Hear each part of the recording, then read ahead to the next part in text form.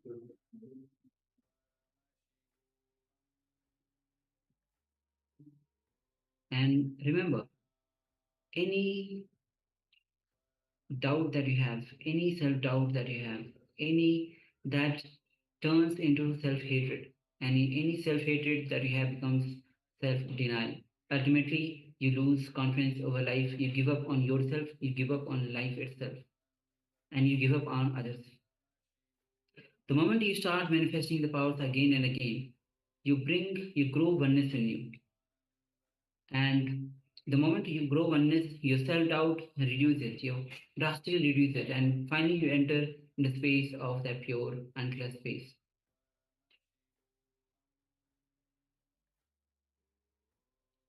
Yes, Claudia shares, I saw buildings and sky. Yes, thank you for sharing.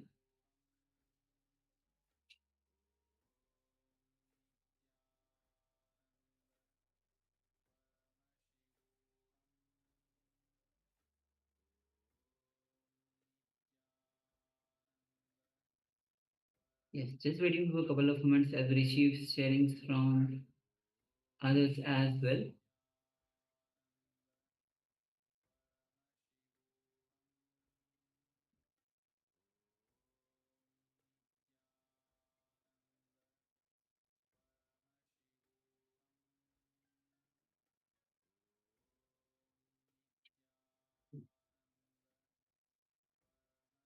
We have Yang Yan Hong that shares, I saw green plants, some small yellow flowers, and green grassland. Yes, thank you very much for sharing that. And also welcoming Ma Amrita Vandini. Yes, Nithyananda Ma, welcome. And Ma Gyan Rudata, so welcome. And also Ma Yang Han Nam. Yes, welcome. All right. So let's move to the verification. We'll be projecting you the image that we had shown before. Yes. So this is the image. You see a lot of flowers here and sun shining bright, kind of yellowish rays. The cloud itself, the sky itself is yellowish. And it's filled with flowers with pinkish color, pink, even yellow. And yes. Yes, so we have sharing Klaus Aya says, I saw buildings and sky. We definitely have the sky. No buildings though, but we do have the sky. Yes, so thank you, Ayat, and congratulations for manifesting. And Ma Yang Han Yong Hong says, I saw green plants, some small yellow flowers, green grassland. So definitely we have the green plants. All the stems are green, some yellow flowers. We do have yellow flowers, yes. Out of so many pink flowers, we have yellow flowers. We have the ground itself. We can't see the ground though, but the grassland would be, because it's filled with plants, so will be green. Yes. So yes, thank you, Ma, for sharing and manifesting, and congratulations to all of you. All right. So with this, let's move to the second round of this power manifestation. Yes, so let us once again sit comfortably with the head, neck, and spine in a straight line. Let us put on the eyebands.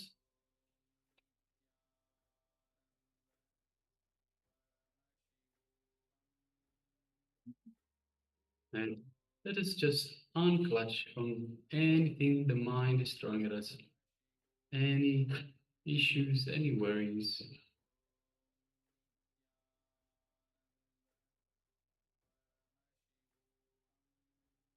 Any thoughts that come to the mind, let us just unclutch, just be a witness.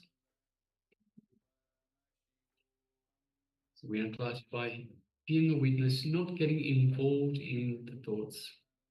Anything the mind throws at us, any thoughts, emotions, worries, anything like that. We just again unclutch again and again, coming to a space of restful awareness.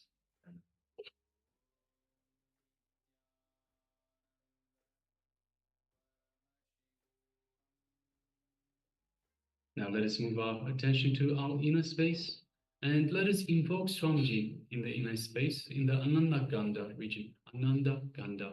It is just below the heart center. So the heart center is located in the center of your chest. Just below that is the Ananda Gandha. It is the inner space, our inner space. So let us just remember Swamiji in our inner space. And once again, let us feel his love, compassion, infinite grace, infinite wisdom in our inner space. Let's feel his energy flowing throughout our entire body. Just consciously push that energy to every corner of your being.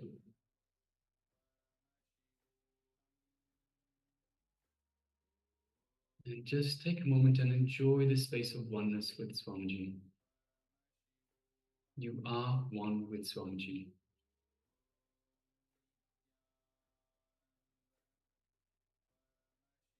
Now let us move our gaze to the third eye, and through our third eye, let us look into Swamiji's third eye, creating a connection.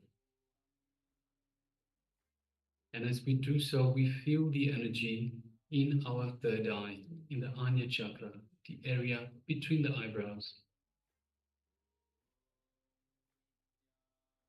Now let us start chanting Mahavakya. Om Nithyananda Paramashivoham.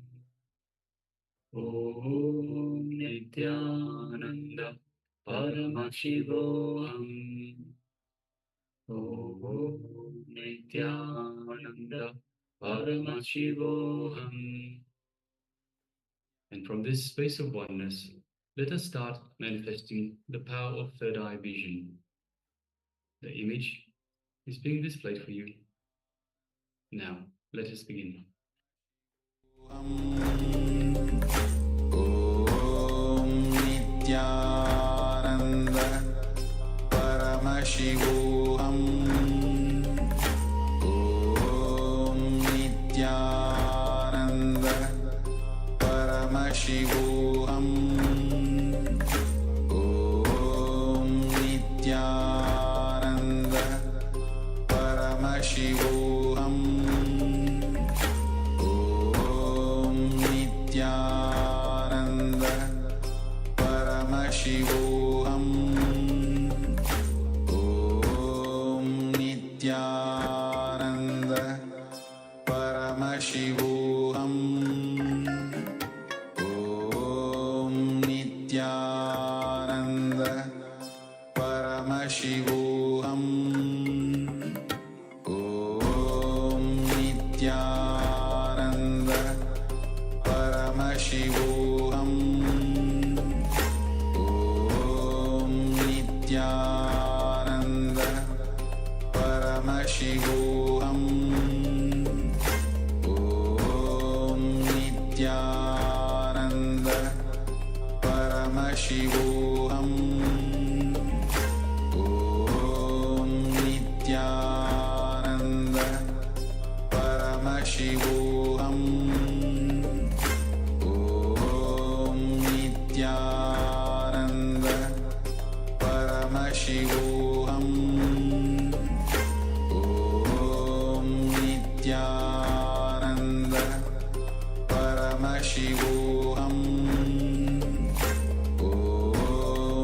Nithyananda Paramashivoham. Om Nithyananda Paramashivoham. Om Nithyananda Paramashivoham. Om Nithyananda Paramashivoham. Om Nithyananda Paramashivoham. Om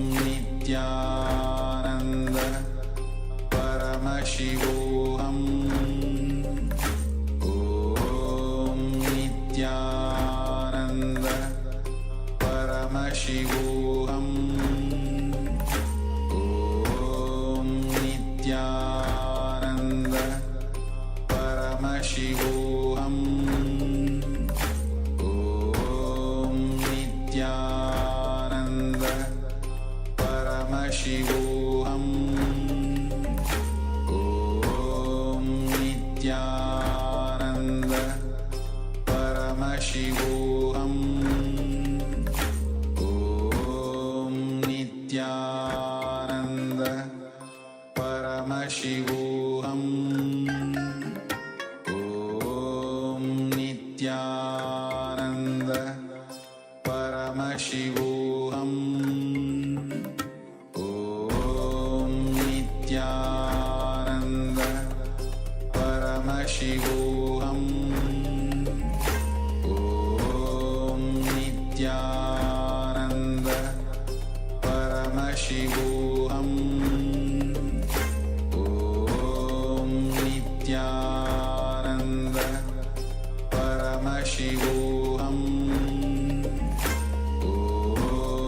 Nithyananda Paramashivoham Om Nithyananda Paramashivoham Om Nithyananda Paramashivoham Om Nithyananda Paramashivoham Om Nithyananda Paramashivoham Om Nithyananda Paramashivoham Om Nithyananda Paramashivoham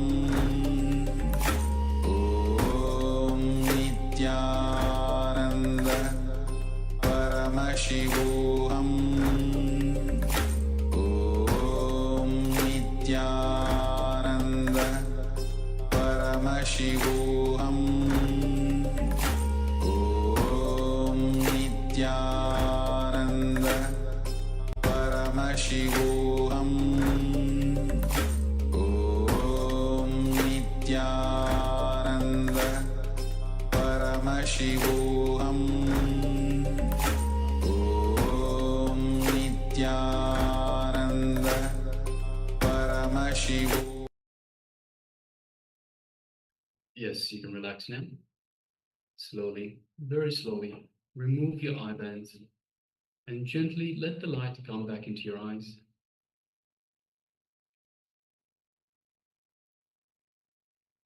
And now just take a moment and share with us what was revealed to you in your third eye. So what was the image that we displayed for you in this second round of power manifestation, the power of third eye vision?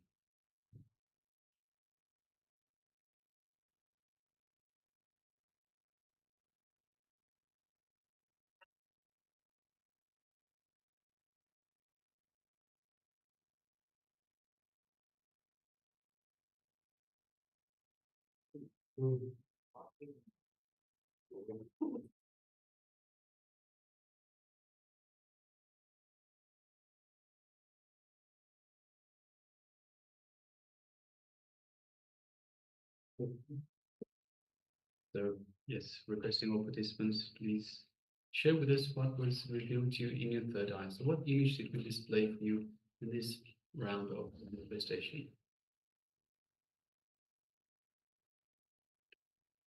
So we have Ma Yang Yan Hong that shares, I see pink morning glow color and yellow, blue and white. So yes, thank you very much for sharing that.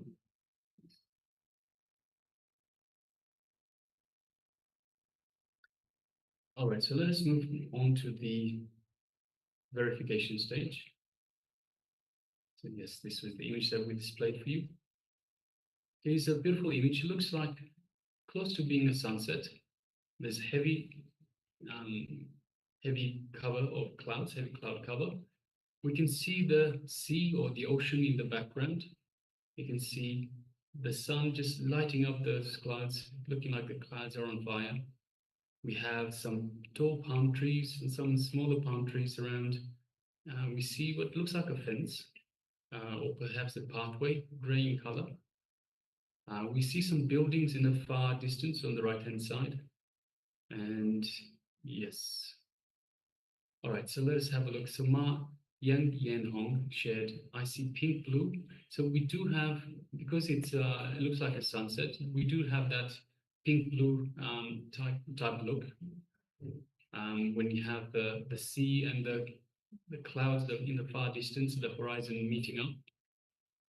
Morning glow, so we have, it's I think it's sunset, but we do have that glow color, and yellow, blue, and white. We have yellow, we have the white in the sky, and blue as well in the sky as well. So yes, thank you very much for sharing mine. Congratulations for manifesting this power of third eye vision. All right, so with this, we'll be entering into today's theme itself. And today we have the theme for your path to euphoria. And the deity is Lingodhva. Now, will be gracing us as Lingodhva. So, Lingodhva is the time shaft, the eternal time shaft that happened, that the shaft of light which is eternal. And there's a story behind it, that when Shiva emerged from this as a time shaft, as a light shaft, where there was no end or beginning, Brahma and Vishnu were actually went on finding the end and the beginning of this light shaft. Brahma went up, and he was just going, but he was not able to find the beginning. But he saw somewhere a flower, and he convinced a flower to be a witness that he has actually seen the beginning of this light shaft. So at the same time, when Vishnu was going down, he realized that he is not able to find the end of this light shaft. Both of them returned and asked Mahadeva and told Mahadeva that Brahma told that I have found the beginning, and I have an eyewitness, which is a flower. Vishnu was very transparent. He knew that he didn't find, and he told that he was not able to find. So Mahadeva, he was pleased with Vishnu that he was truth about his findings, but he was very furious at Brahma that because of his ego, he was not accepting that he was not able to find the beginning. He cursed Brahma that he will not be worshipped in any of the temples. And now he doesn't have, and he cut his Brahma doesn't have any temples anywhere. And so this is the story of the time shaft, the light shaft, which is eternal. Mahadeva himself is eternal. That is that happened as Lingodhava. So now we'll be entering into the theme itself. Swamiji will be revealing on how the mind is an action. Let's understand that mind, as Swamiji says, that body is a gross energy, mind is a subtle energy. And beautifully, as Swamiji will be guiding us through this session through the Patanjali Yoga Sutra, where Patanjali says, yoga is cessation of mind. Just as we walk, and we can stop, we can rest, we can stop. As we move our hands, and we can stop our movement. Just like that, mind is an action. We can stop anytime we want. And mind is just one part of the brain. So we'll be guided by Swamiji himself, as Swamiji reveals on this topic of mind is an action. So please come to the space of listening, and let's enter into this revelation.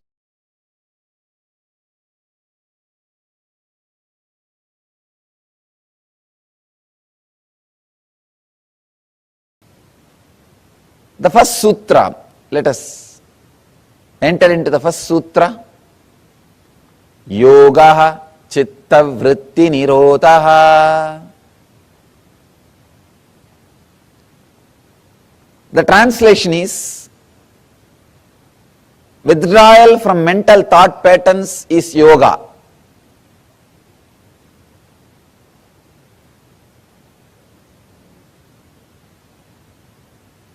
Many times, when these truths are expressed, people who come with a deep devotion and respect, suddenly that click happens. I have seen many times, the same truth, same word I will be expressing to different people, but when they come with a deep devotion, suddenly the click happens. Suddenly the connection happens. Even about this word, this sutra, I have spoken to many people in the personal conversation, because this is my favorite sutra. In this one sutra, Patanjali has finished everything. If you understood this one sutra, you don't need to go further. Nothing else is needed. This one is enough. The simple, straight understanding is, mind is not an object, mind is not a thing, it is an action. So people ask me, how to stop mind? How to go beyond mind? Every day I am put this question. I can say this is a frequently asked question, most frequently asked question, FAQ. Wherever I go, there will be at least 10 people to put this question. I tell them, mind is not a thing to be fought with. Mind is not a thing to suppress it. Mind is not a thing to destroy it. It is an action, you know. It is an action. See, just like you are walking. If you don't want to walk, what do? You just sit. Like you are talking. If you don't want to talk, what do? You just be in silence. Same way, mind is an action. If you don't want, don't do it, that's all.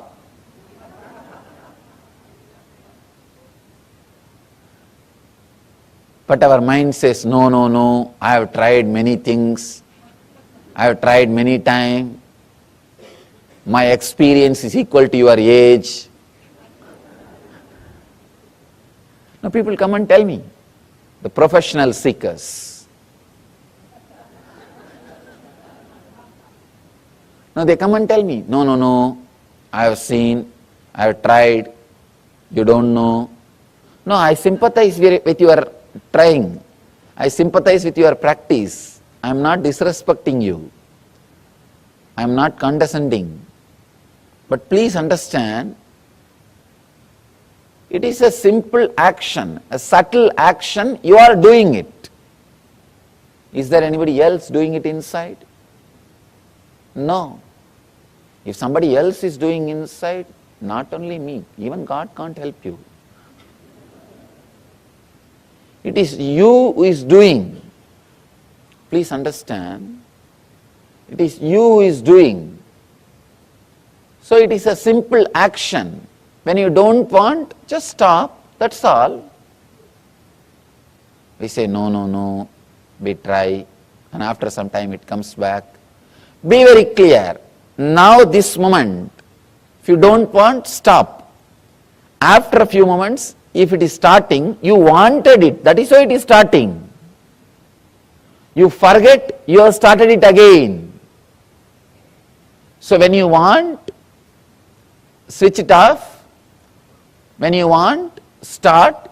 Please understand, if you understand you are starting it when you wanted it again, at least you will have respect on your decision, your will. Have simple clarity. Look inside. When I want, I am starting. When I don't want, I am relaxing. This moment, you don't need to bring all the philosophy, all the ideas you have about mind. No, no, no, mind means filled with engrams, filled with thoughts. It will be continuously erupting out, it can't be controlled, it is negative. We are fed with so much of poisonous thoughts about mind. Relax from everything.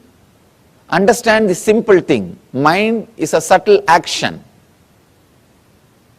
Just like walking is your action, talking is your action, mind is an action. When you can stop walking, talking, why not thinking? It is your action. Decide this moment, it is my action. Let me stop, that's all.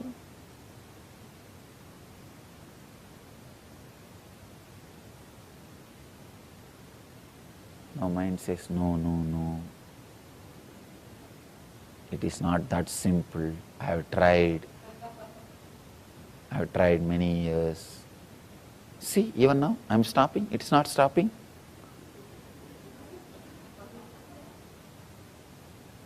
Understand, do not create that full statement, I am stopping, it is not stopping. Then you are not stopping. I am stopping. That's all. Then again, I want to tell something or I want to do something. That is why it is starting again. So look little in. With little devotion, if you approach the sutra, you will have that click. Yes, what he means is right. Just little shift in the approach, little shift in the attitude, little shift in the understanding. What he says is right. If it is getting started again, we are starting it. Maybe we forgot we are starting it. We are forgetting that we are starting it. Please understand. It is we who are stealing our own things from ourselves. Nobody else. Nobody else is stealing anything from us. It is simple we. Let us take the whole responsibility on us. Let us take the whole responsibility on us. If you want, you can think. If you want, you can stop. That is what is essence of this whole yoga. Essence of the whole yoga is only this one sutra. Yogaha chittavritti nirodhaha. Yoga is cessation of mind. Yoga is withdrawal from mental thought patterns.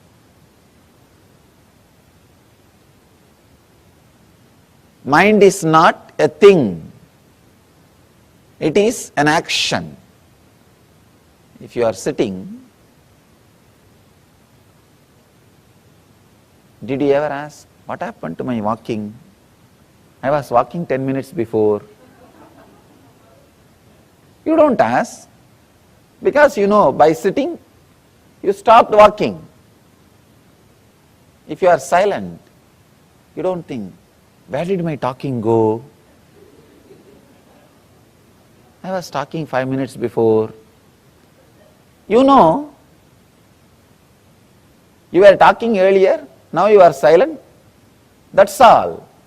The same way, you can use your mind when needed. You can switch it off when not needed. And you can start again when needed. I want you to know an important truth. My master told me beautifully, usually we always understand mind is bigger than brain. That's what we think. My master told me very beautifully and he gave me a very deep insight. He said, he told me beautifully,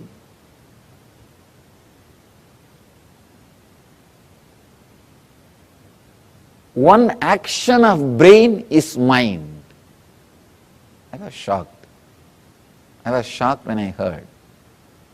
He says, one action of your brain is mind. With the leg, you can do many things. Walking is one action. You can do kicking or playing. So many other things can be done with the leg. Walking is one action. Same way with the hand. Eating is one action. So many other things can be done by the hand. Eating is only one action. Same way, he says very beautifully, thinking is a one action of your brain. Mind is one action of your brain. I was shocked. We always think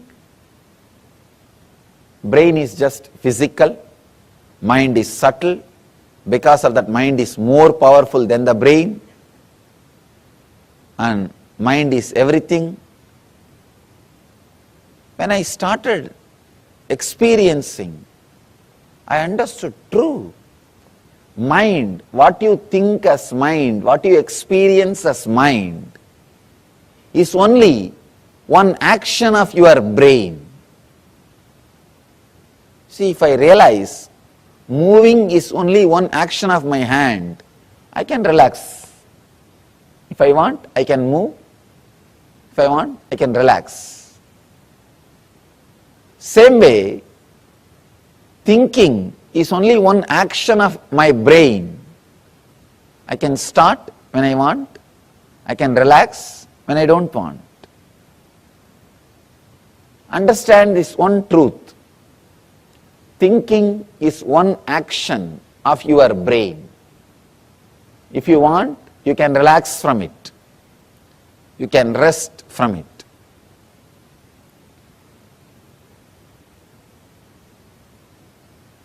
With a deep respect, when I looked into this truth, started analyzing, it is true. It is true. When I learned how to be silent, I understood. Even when you are silent, your whole body is functioning. It means mind is only one part of your brain. Without the mind also, brain is able to operate your day-to-day life. Brain is able to live your life, I can say, in a much better way. In a much better way. Without having what you call as mind and living your life is what I call living enlightenment. That is the essence. Realizing mind is only one part of your action, mind is only one part of your brain, and living without that part or living independent of that part. When you want, you can switch it on and use. When you don't want, you can switch it off and relax. Living independent of that part is what I call living enlightenment. If your mind is part of your brain and you have a courage, clarity to switch it off when needed, switch it on when required, it is your slave, it is under your control. If it is otherwise, if it is an industry, then please understand, you are slave to it. These are some of the important truths, I can say essence. Patanjali is not telling stories. He is not giving you anecdotes. He is not giving you jokes. He is not wasting by telling examples. He is very straight. He is very straight, delivering the truth immediately. In the first sutra, he has delivered the whole book. Now whatever he is saying, it's only going to be different methods. In this one sutra, if you realize, if you understand this one sutra, if click happens with this one sutra, you don't need further. You don't need anything else. Just this one sutra is enough. Sit, understand. Mind is an action, my own action. I can stop.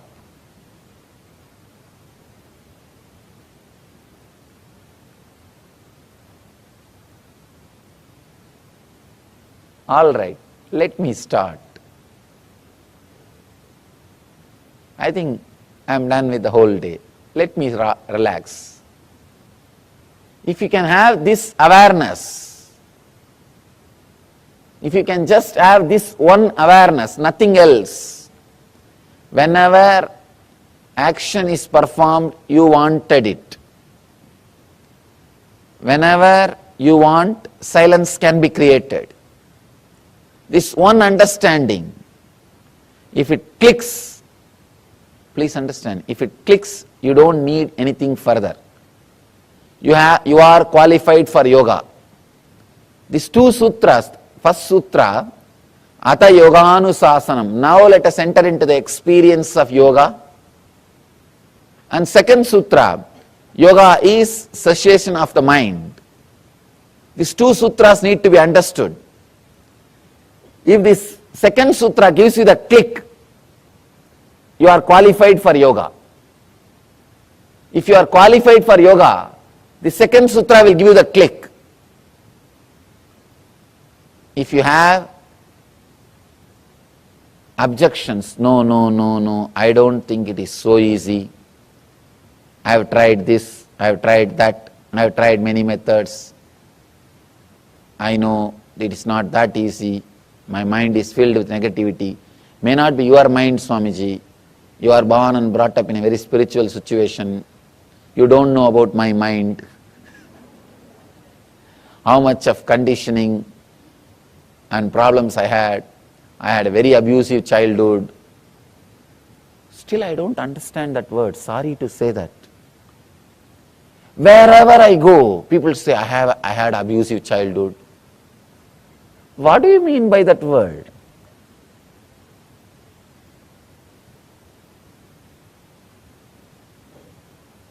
Everywhere people say, I had very abusive childhood, I had very disturbed childhood, I had this problem, that problem. I don't understand. You see, a child takes birth and it grows. Any situation in which it grows can be made into one more complaint. After you grow, you can always complain. Any situation it can be, you can start complaining. You can accept and enjoy any situation. It is just our idea.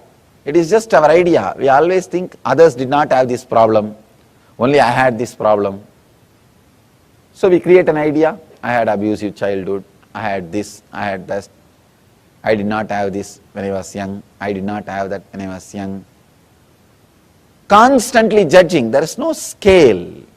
There is no scale. The moment you start putting scale, start putting ideas, start saying, no, this is there, that is there, this was there, that was there. Stopping the mind is not that easy. Then now you need to read further. Now you need to read further. Very rare, devoted beings straight away get the click the moment truth is uttered in its pure form. See, in the world, 33% of the people will have straight away the click when the truth is uttered. Other 33 needs a technique or little convincing. Other 33 will never get it. Now, from my experience, I tell you, I'm traveling all over the world. First 33, they need to be told, that's all. They are ready. The deep devotion, with the deep restful awareness, they are ready. They just get it. And something clicks inside them. Yes, what he says is right. So for that 33%, your Yoga Sutra session is over. Relax. Your session is over. Now live. That's all. Remember this one click. Mind is not a thing. It is an action, subtle action. It is your very own subtle action. When you want, you can do it. When you don't want, you can stop it. Mind is one action of your brain. So when you want, you can do it using the brain. When you don't want, you can relax it. That's all. You don't need anything more. If you are second 33, need little convincing, need little logical support, need some techniques, then let's enter into the next sutra. If you are third, I don't know what to do. I don't know what to do. It's an amazing book, very beautifully. Patanjali takes you to the deeper and deeper layers. He's a great master. I can say ultimate master.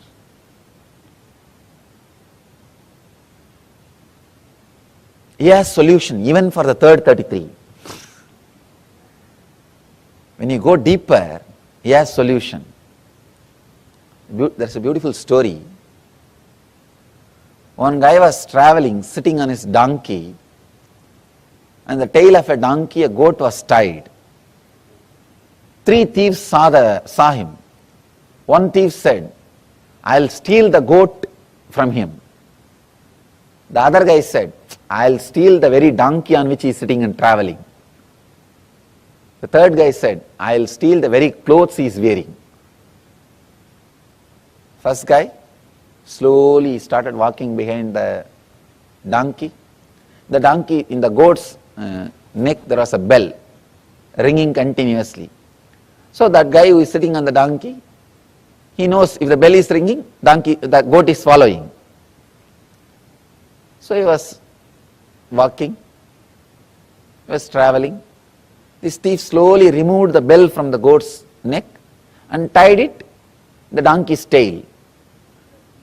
Donkey was continuously ringing the bell and that guy was walking. He took away the goat and ran away.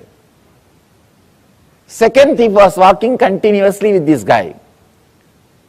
After some time, the guy who was sitting on the donkey, he stopped and turned back. He saw the goat is missing.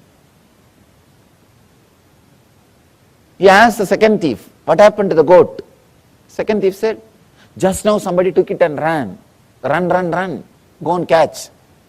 This guy said, all right, take care of my donkey. I'll go and bring my goat. He ran to get the goat. This fellow ran with the donkey. The third thief was following him.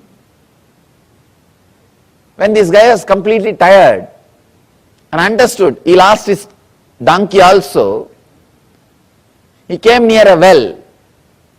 This third thief was sitting near the well with a long face. This guy asked, what happened to you? Why are you sitting with a long face? Third thief said, no, my treasure is lost in this well. It is inside this well.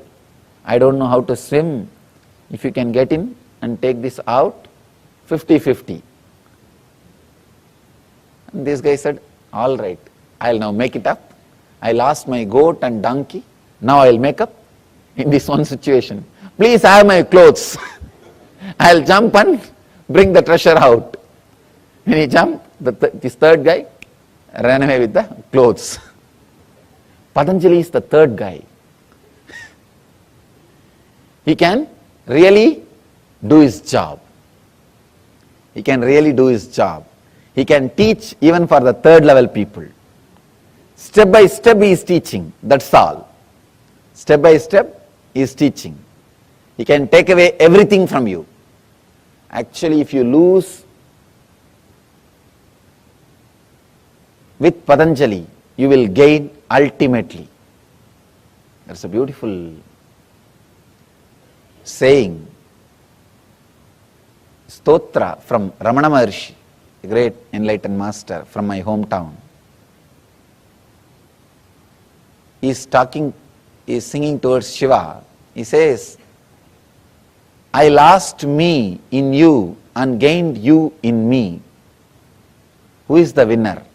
You gained me, but I gained you. Who is the winner? So if you lose with Patanjali, you will lose you, but you will get Patanjali. Patanjali may have you, but you will have Patanjali. So get ready to lose yourself into Patanjali.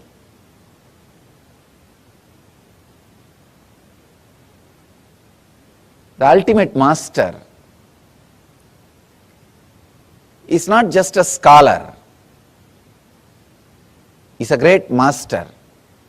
Straight away gives you the techniques. I can say this book is Science of Miracles, manual for miracles. There are some books which creates philosophers. There are some books which creates kings.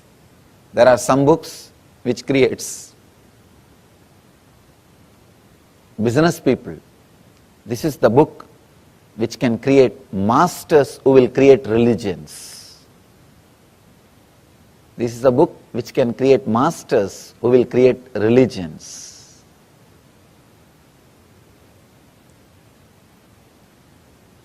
He explains and expresses all the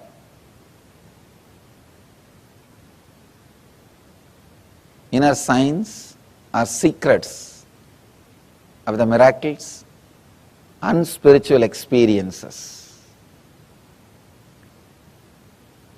This sutra, withdrawal from mental thought patterns, is yoga.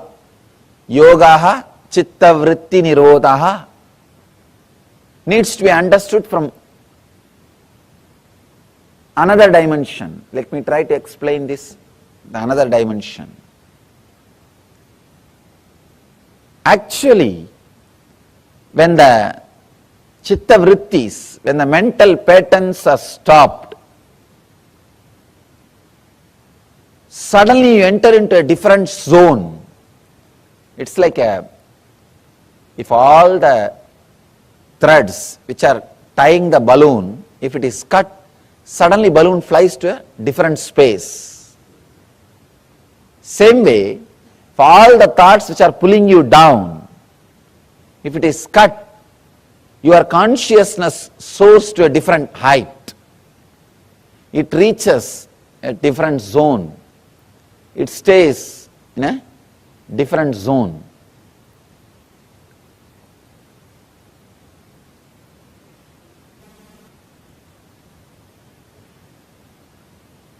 When you look through the window, you see the sky.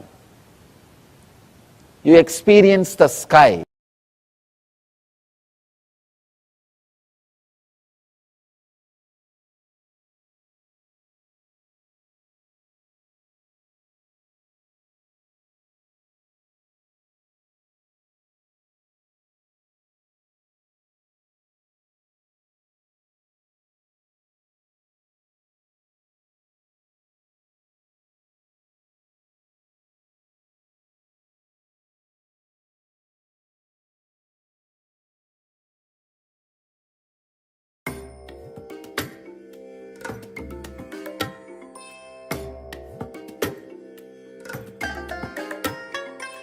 I bless you all.